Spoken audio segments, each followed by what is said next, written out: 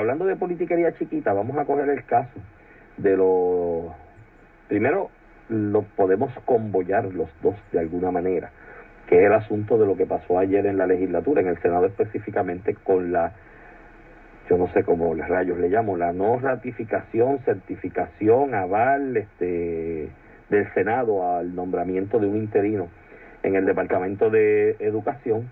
Y te lo puedo conbollar con los por uno de los pleitos federales, que es el de Tatito, que va a impugnar a nivel, bueno, ya radicó, creo que ¿La radicó? No la he visto, dijo que la iba a radicar ayer, no la he visto. Por eso, un tuit de que la iba a radicar no la he visto, pero bueno, si no la radicó ayer, la radicará hoy, que lo habíamos dicho aquí que eso venía. Yo creo que es un error llevarla al Tribunal Federal, pero nada, o sea, tiene más probabilidad de prueba. Sí, yo creo que es agua en cualquier base. Creo que la base que más agua va a hacer es la federal, porque la Junta ya ha dicho que no se va a meter, y el que tiene examen, a menos que tú en la federal, en el proceso de promesa, radiques un adversary proceeding, es que tú impugnas una deuda y la Cámara no tiene deudas allí. O sea, no es acreedor en este proceso. Como tú buscas legitimidad, el que puede decir que yo era el plan fiscal, ¿quién es? La Junta de Supervisión Fiscal. Y ya la Junta dijo que en eso no se puede meter. O sea que la Junta hubiera tenido un caso plausible, aunque ahí está la interpretación de la sección 402 de promesa, que no le permite intervenir en cosas a la Junta sobre el estatus. Pero si es bien cierto que la Junta podía tener una reclamación, por lo menos que se diera, en el caso de Tatito, yo me imagino que será, ayer peleó otra, pues se presentaron reconsideración, en aquel caso la 165, pues van para la apelativa, y el juez le dio no al lugar. Si tú presentas reconsideración, va a perder más veces que Natal en los pleitos de San Juan, pero entonces pues exponerte a radicar un pleito de ese índole, creo que pues una vez más vas a demostrar que estás usando los recursos de la Cámara de Representantes, que son fondos públicos, para casos frívolos, casos que no tienen break de llegar a la primera base. Pero tanto eso como el asunto de lo que ocurrió ayer con el interino en educación me lleva a mí a dar, yo vuelvo y repito, si los consejos fueran buenos no se darían, se venderían, pero yo peco de darlo. Yo puedo entender que la posición que está José Luis Dalmau y la posición que está Tatito, como dirigentes del Partido Popular Democrático con poder en este momento y presupuesto, tienen que hacer movimientos para que las huestes del Partido Popular y el corazón de rollo del Partido Popular se sientan que se está haciendo algo por ellos dentro del adversarismo estúpido de la colonia, donde para el popular el estadista es mi enemigo y el PNP es mi enemigo, cuando no, ¿sabes? Y viceversa, ¿no? Yo puedo entender que tú haces cosas y gestiones y movidas en esa dirección. Ahora bien, dentro de esa realidad, tú tienes que ser cuidadoso de pensar en el futuro, en las próximas elecciones, en los próximos movimientos políticos como institución partidista, y eso conlleva responsabilidad y tratar de evitar que se te pierda el respeto y que se te vea como poco serio en ese proceso de ejecución o fiscalización, como le llaman. Cuando vas a fiscalizar, tú tienes que escoger en qué te opones. Y cuando te opones y haces movimientos, Ramón Rosario, y en la realidad que vive el Partido Popular Democrático, tienes que hacerlos pensando que, aparte de complacer las huestes y al corazón de rollo, tienen que ser cosas que para el elector pensante, el flotante, el que cambia o vota por candidaturas cada 4 años porque no está amarrado a ningún partido, que de ordinario es un elector pensante que analiza los hechos dentro de la realidad contextual del momento, no pierdas seriedad ante ese elector. Porque ese elector te puede mirar como que, diantre, mano, pero qué politiquero tú eres, tú sabes, porque hay cosas que demuestran inconsistencia. Lo que yo quiero decir es que lo que está haciendo, y vuelvo y te repito, no hay consistencias. Escuché un audio que me enviaron de una entrevista de José Luis Dalmau en algún lugar, donde hablaba que para el Departamento de Educación tenía que ser esta persona con capacidades y preparación formal en educación, como insinuando que fuera un doctor en educación o algo así por el estilo, cuando a espaldas de su portavoz en el Senado bajó a vistas de confirmación al Contralor, que no es CPA, y su portavoz está presentando un proyecto diciendo que tiene que ser CPA. Entonces, ¿dónde está la consistencia aquí? Entonces veo las expresiones en el vocero de por qué se colgó a esta persona, o no se colgó, no, sino que no le quisieron darle la valde. Está Cuare ahora, ¿qué es lo que va a pasar? El gobernador le dio instrucciones. El gobernador dijo que se quedara, que bajo el código político él puede nombrar un interinato sin que tenga que pasar el juicio del senador.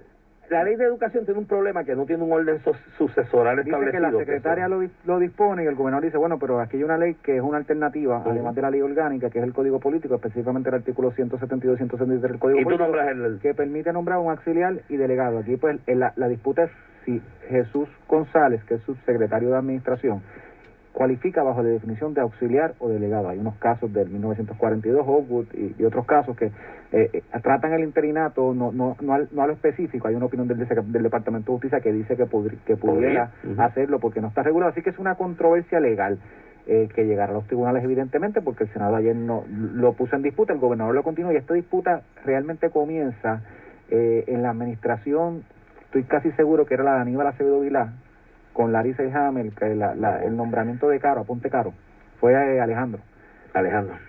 Luego, para Ponte Caro se anularon sus y Anita Ríos también tuvo el mismo hecho. Se recrudece en la administración de Tomás Rivera Chatz y Ricardo Rosselló cuando Tomás Rivera Chatz solicita y exige que se le envíe a Eleuterio Álamo como precisamente en el Departamento de Educación como secretario interino de Educación. En aquel momento hubo la disputa legal, el gobernador Ricardo Rosselló consintió a enviarlo, se confirmó sin ningún problema, y de hecho ayer Tomás Rivera Chatz dice que la posición del gobernador es incorrecta y que eso expone incluso a querellas éticas al designado. O sea, eso es amenazarlo. Yo no veo la violación ética además, por ahí. Porque el procurador... Y hay otros que han dicho, no, que ninguna decisión que tome el secretario es válida. Falso. Y eso está resuelto y tan cerca precisamente por un caso que llevó Tomás Rivera Chatz contra Pedro Pierluisi en agosto del 2019. Claro.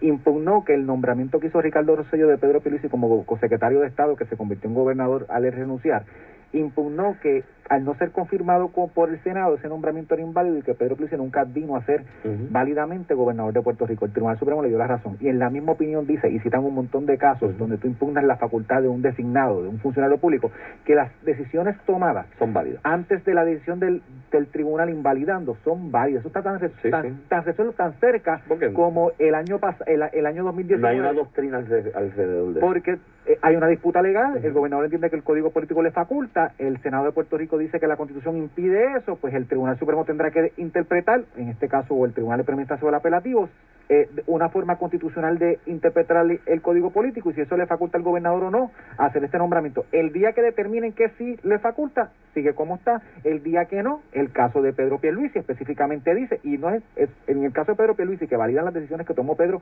Pierluisi como gobernador, a pesar de que el Supremo decidió que lo hizo inválidamente porque no podía juramentar. En ese mismo caso citan un montón de jurisprudencia federal son válidas, de que validan decisiones cuando tú impugnas la legitimidad de un funcionario, en este caso porque el Senado tendrá que ir a los tribunales a impugnar este nombramiento. La controversia de si se puede nombrar o no para el Código Político se verá en el tribunal.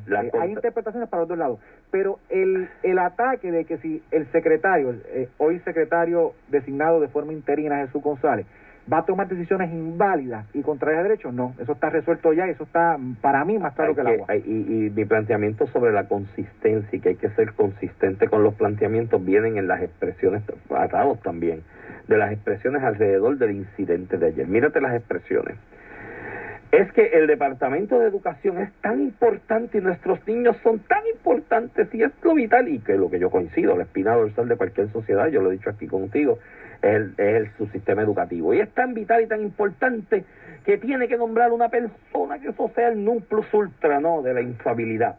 Mire, mi hermano, si es tan importante y nuestros niños son tan importantes, ¿cómo lo vas a dejar descabezado? Porque tú mismo colgaste a la que estaba nominada en propiedad. La colgaste y dejaste el departamento descabezado. ¿Cuál es la acción administrativa que uno por instinto va a realizar? Poner a alguien al frente, aunque sea de manera interina. Número 2, que tiene que mandar ya una persona del talante y la cuestión, y esto lo dijo María de Lourdes, o sea, tiene que nombrar a alguien en propiedad ya que sea. Si es tan importante y tan vital el Departamento de Educación, en lo que coincido, creo que es la agencia más importante del país, para mi criterio, como tú vas a los huipipíos de que sábado te cuelgan a la designada y lunes vas a nominar ya otro en propiedad, tú tienes que hacer pasar un sedazo de quiénes son los más idóneos. Después que tú haces ese análisis, tienes que citarlos, hablar con ellos. Iván, para ver si van a gozar de confianza, están en sintonía. No va a ser secretario porque estamos en sesión y hay que hacer vistas. No, aunque lo confirmen, tienen que hacer vistas, informes. Exacto. Va a tardar, aunque el gobernador lo nombre hoy, esa persona no va a entrar. Mañana no es secretario. Si cogemos el récord del Senado, se tardará 4 meses porque estamos en abril y nadie está con casi nada. Y si es tan importante, tampoco es sacudir y seguir andando como para el otro día lo confirmo, ¿me entiendes? Iván, hay inconsistencias en la manera en que se está tratando y los acercamientos que se están alterando el tema, porque aparte del talante y la entrevista y que esté alineado contigo, porque pues, tu gobernador es tu persona de confianza para un área tan importante, la persona tiene que aceptar, porque yo puedo tener 10 nombres en la mente, pero yo no sé si van a aceptar. Y la decisión si tú estás pensando en el Departamento de Educación y la persona idónea, la solución no puede ser dejar descabezado el Departamento de Educación. Por eso lo que entiendo que si es tan importante, que coincido, es bien importante. Eso es un interinato, es más importante, que cogen a alguien. Por eso. Pero en esas expresiones que me enviaron ayer grabadas, José Luis Dalmau dijo algo que ahí yo dije, aquí me hace sentido. Dijo, una agencia que tiene 3,000 millones y pico de pesos para repartir. Una persona, y yo dije, ahí llegamos. Ahí llegamos al meollo. Si no tuviera chavo para repartir, no me importa. Que tienen chavo. Tiene 3,000 millones. ¿Y cuál fue la línea indirecta? Si tiene 3,000 millones, vamos a repartirlo entre todos y una mano lava la otra, entre las dos lava la mano. Y dame a mí un chispito para repartir de eso. Ese fue entre líneas. Sacar el pecho ayer para colgarle el nombramiento interino del gobernador para que el Departamento de Educación siga funcionando. Es cuando yo digo que algunas veces los políticos, al hacer política, ¿verdad? Cuando digo política ya a nivel de politiquería o de política partidista, ¿verdad? Empujar su agenda política, que no necesariamente es malo. Tú tienes una agenda, por eso eres un partido político. Cuando tú quieres empujar estas agendas políticas partidistas, algunas veces no mides correctamente lo que está pasando afuera. Claro. ¿Tú crees que la gente está de acuerdo con que tú dejes descabezado el Departamento de Educación? ¿Tú crees que José Luis Dalmau salió ayer como el gran victorioso porque colgó un nombramiento interino? Lo mismo que ocurre cuando empezó a hablar del lockdown. Iván, y te voy a dar un ejemplo. No, que aquí hay que cerrar por 14 días. Pues como estaba la gente histérica con la enfermedad, él pensó que eso era una acción correcta. Mírate todos los sondeos. De hecho, yo puse uno ayer que votaron más de 1,000 personas y el 90% de las personas decía que estaba en contra del lockdown que proponía José Luis Dalmau. Politiqueando te equivocas. De lo que es te desconecta de lo que la gente piensa allá afuera. Ahí me estás dando la razón en mi planteamiento de que entiendo a Tatito y a José Luis de que tienen que hacer acciones para darle a las huestes del corazón del rollo del Partido Popular algo, ¿no? De que sentirse motivados y que están en el proceso de adversarismo, pero tienes que hacerlo de manera responsable para que el elector flotante, el elector pensante no lo vea como politiquería, porque a la larga con eso es que tú tienes que contar para poder darle el giro a la composición electoral.